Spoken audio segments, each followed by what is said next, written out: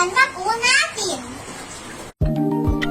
Pagkagising ko po sa umaga, ay ako na ang nag-aayos ng aking kama.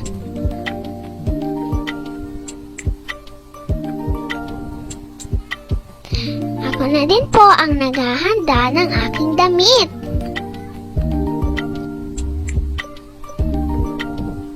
Pagkatapos ay ako na din po ang naliligo mag-isa. Nagsisipilyo para manatili ang magandang ipin.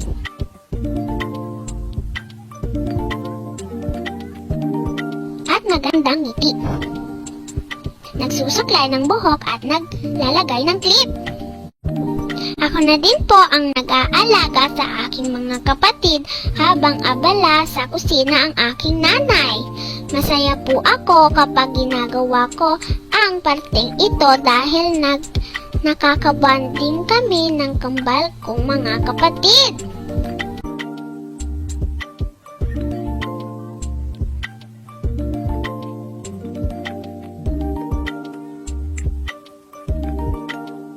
Marunong na din po ako magtimpla ng kanilang gatas.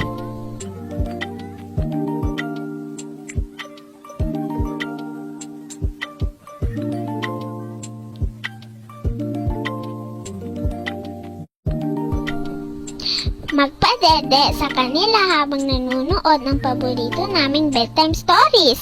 At syempre pagkatapos tumede ay ako na din po ang naghehelet para sila ay makatulog.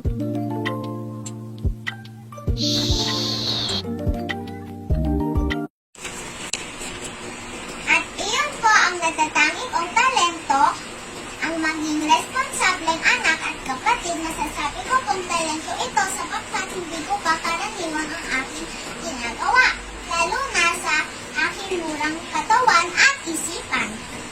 Kaya mga bata, huwag tayong mahiya o mainis kapag kailangan natin tulungan ang ating mga magulang. Sa ganitong paraan ay mabibigyan natin sila ng mahabang oras sa mga gawain at makapagpahinga sila ng mas mahabang oras upang magagamit nila ang kanilang lakas sa pag-asikaso at pag-aalaga sa atin. Tandaan, ang responsable at mabuting anak ay pinalaki ng mabuting magulang. Maraming salamat sa inyong panonood. Hanggang sa muli!